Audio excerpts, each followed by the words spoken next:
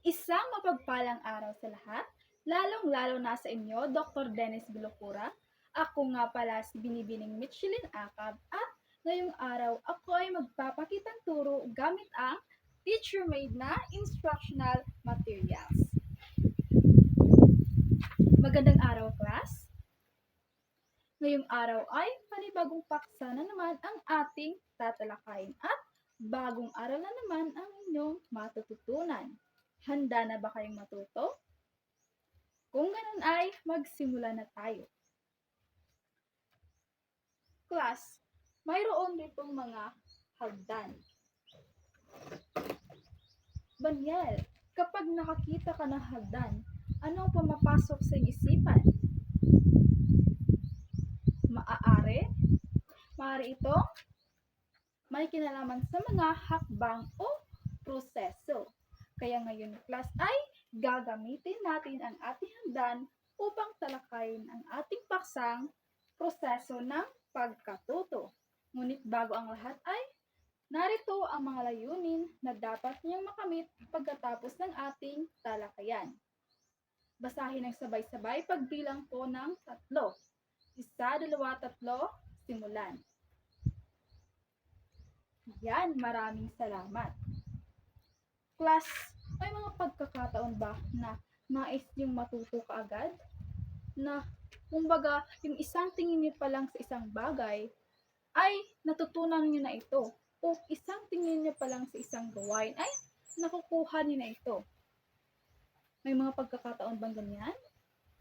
O meron, hindi talaga natin maiiwasan sapagat minsan ay gusto talaga natin ng pangmadalian.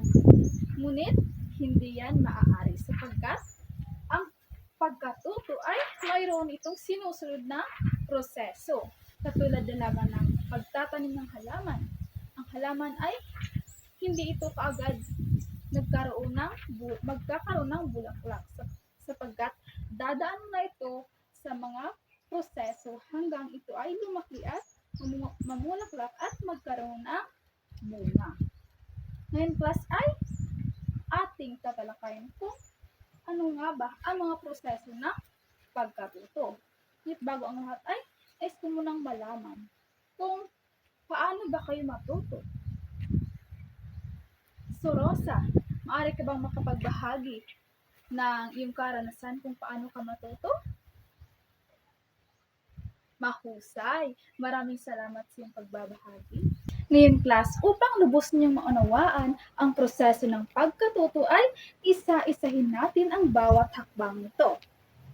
At ang unang proseso, ito ay ang basahin ng sabay-sabay. Pagkilala. Yorong basahin ang kahulugan. Maraming salamat. Deacon, maaari ka bang magbigay ng ideya batay sa binasa ni Yorong? Maraming salamat.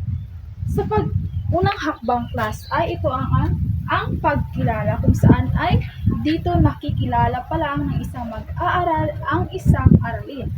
At ang maaaring maganap dito ay ang isang mag-aaral ay makikinig pa lamang sa guro, tumitingin sa mga halimbawa ng bagong aralin at kinikilala ang bagong kaalaman.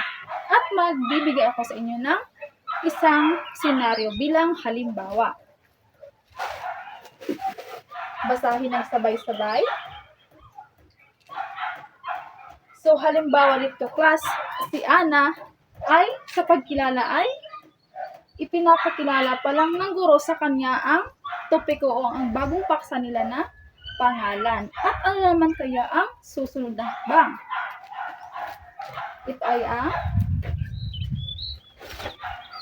basahin ng sabay-sabay. Ito ay ang pag-unawa. Ngayon, kasi hindi lang sapat na narinig mo lamang ang isang bagong paksa. At dito sa pangalawang hakbang ay nauunawaan mo na ang iyong bagong aralin at naipapaliwanag mo na ito gamit ang iyong sariling salita. Halimbawa, balikan natin ang halimbawa nating si Ana. So, dito sa Pag-unawa class, ito ang yugto kung saan naiintindihan na mag-aaral ang kahulugan ng natututuhan. Halimbawa na lang ay sa proseso ng pag-unawa ay unti-unti nang naunawaan ni Ana na ang pangalan ay pangalan ng tao, bagay, hayop at iba pa. Ngayon, para naman sa susunod na hakbang ay ang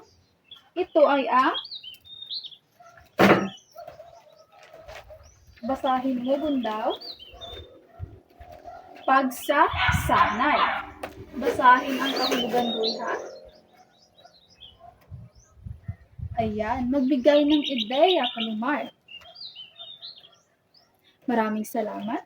Dito sa pagsasanay class ay syempre hindi lang sapat na nauunawaan mo ang isang aralin.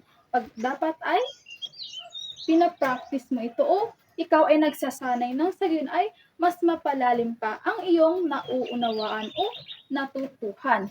At sa ating halimbawa rito sa pagsasanay ay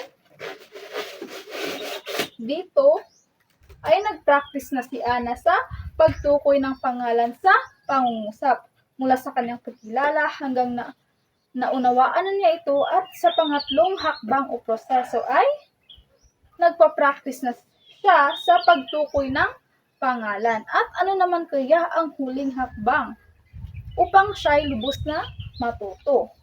Ito ay ang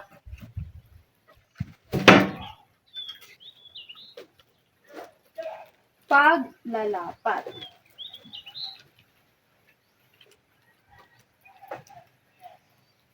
Kung saan basahin ng sabay-sabay ang kahulugan. Dito sa paglalapat class ay ginagamit mo na ang iyong mga natutuhan.